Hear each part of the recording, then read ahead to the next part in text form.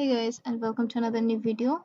So in today's video I'm going to show you how to add a comment to a page on Notion, and that's pretty simple.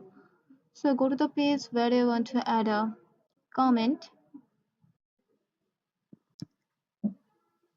and whenever you just hover on your title you can see this add comment option. Simply tap on here and give the comment.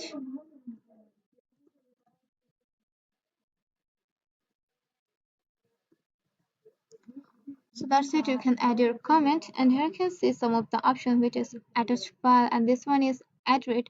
That means you can add a person or any page, or you can also add a date. Simply tap on these options and give this person name. Here you can see these two options, or in here you can also tag your own self, or you can, if you need to invite someone, simply tap on this invite option, and here you just need to give the email, or you can choose add a page to invite. So that's it,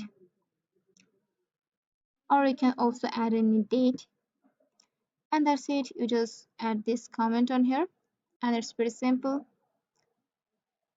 And if you simply tap on this blue bar icon, you can add another comment, and after that if you simply tap on this three dot option you can delete this comment. You can edit this comment, or you can also add any reaction or emojis in your comment section.